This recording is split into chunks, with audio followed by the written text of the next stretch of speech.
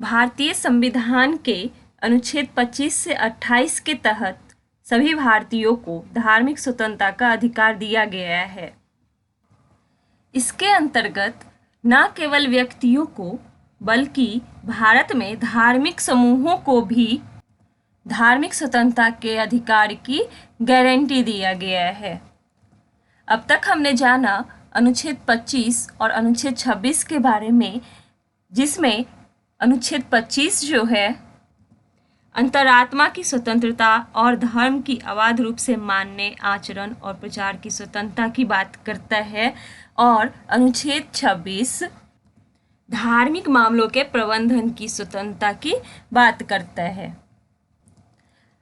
आज के इस वीडियो में हम बात करेंगे अनुच्छेद 27 के बारे में, जिसके तहत किसी व्यक्ति को कर का भुगतान मतलब टैक्स का भुगतान करने के लिए बाध्य नहीं किया जा सकता, जिसकी आय का उपयोग किसी विशेष धर्म या धार्मिक संप्रदाय के प्रचार या रखरखाव पर किए गए व्यय के भुगतान के लिए किया जाएगा। मतलब किसी विशेष धर्म या धार्मिक संप्रदाय के प्रचार या रखरखाव के लिए अगर टैक्स लगाया जाता है तो कोई भी व्यक्ति ये टैक्स का भुगतान करने के लिए बाध्य नहीं है, वो इससे मना कर सकता है। अनुच्छेद 27 का उद्देश्य एक धर्मनिरपेक्ष राज्य बनाए रखना है, जहां सरकार सभी धर्मों के प्रति निष्पक्ष रहती है और सार्वजनिक धन का उपयोग करके किसी विशिष्ट धर्म का पक्ष नहीं लेती है या उसे बढ़ावा नहीं देती है। और इससे यह सुनिश्चित होता है कि करदाताओं जो टैक्स पेयर है, इनके पैसे का उपयोग किसी विशेष धार्मिक एजेंडे को बढ़ावा देने या समर्थन करने के लिए नहीं किया जाता है, और इस प्रकार नागरिकों की धार्मिक स्वतंत्रता और समानता को संरक्षित किया जाता है। हालांकि अनुच्छेद 27 जो है यह किसी विशेष धर्म के प्रचार के लिए कर निधियों के उपयोग पर रोक लगाता है, लेकिन इसमें कुछ अपवाद भी है जिसके बारे में अभी हम जानेंगे। यह अनुच्छेद सरकार को धार्मिक संस्थाओं के रखरखाव के लिए वित्तीय सहायता प्रदान करने से नहीं रोकता है, जब तक कि यह गैर भेदभावपूर्ण आधार पर किया जाता है। इसका मतलब है कि सरकार धार्मिक स्थलों के रखरखाव और रखरखाव के लिए धन आवंटित कर सकती है, चाहे वे किसी भी धर्म से संबंधित हो। हालांकि इन निधियों को किसी भी धर्म या धार्मिक संप्रदाय के प्रति किसी भी पूर्वाग्रह या वरीयता के बिना वितरित किया जाना चाहिए।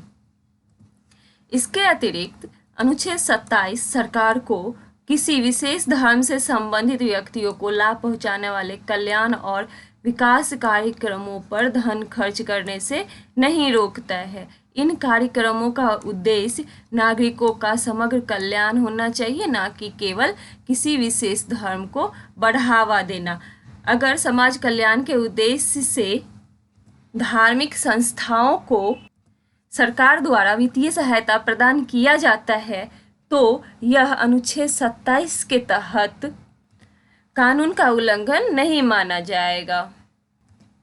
हालांकि अनुच्छेद 27 का उद्देश्य धार्मिक तटस्थता बनाए रखना है, लेकिन कुछ वर्षों में यह विवादों का विषय रहा है। कुछ लोगों का यह तर्क है कि धार्मिक गतिविधियों पर कोई भी व्यय, भले ही वह रखरखाव के उद्देश्य से हो, लेकिन अनुच्छेद 27 की भावना का उल्लंघन करता है। उनका मानना है कि सरकार को धार्मिक संस्थाओं को कोई भी वित्तीय सहायता देने से पूरी तरह बचना चाहिए, क्योंकि इससे अप्रत्यक्ष रूप से किसी विशेष धर्म को बढ़ावा मिल सकता है। लेकिन दूसरी ओर धार्मिक स्वतंत्रता के जो समर्थक हैं, उनका तर्क है कि धार्मिक स्थलों के रखरखाव का समर्थन करना आवश्यक है, क्योंकि उनका सांस्कृतिक और ऐतिहासिक महत्व है।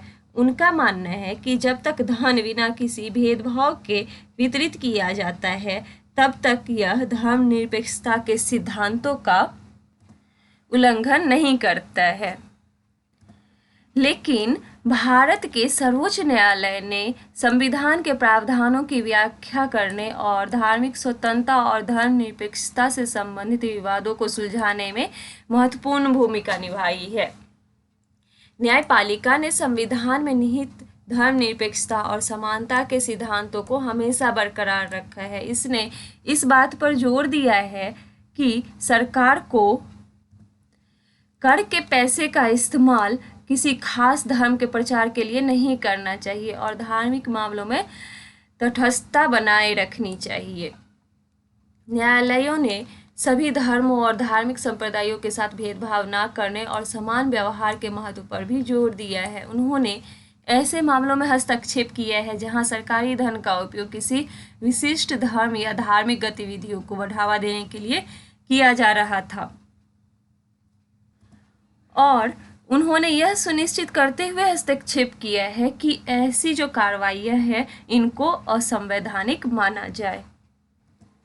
तो आज हमने जाना अनुच्छेद 27 के बारे में, जो कि भारतीय संविधान का एक महत्वपूर्ण प्रावधान है जो धर्मनिरपेक्षता और धार्मिक स्वतंत्रता के सिद्धांतों को कायम रखता है। यह सुनिश्चित करता है कि व्यक्तियों को किसी विशेष धर्म या धार्मिक संप्रदाय के प्रचार के लिए वित्तीय योगदान देने के लिए मजबूर नहीं किया जाएगा। अगले वीडियो में हम जानेंगे अनुच्छेद 28 के बारे में। Thank you.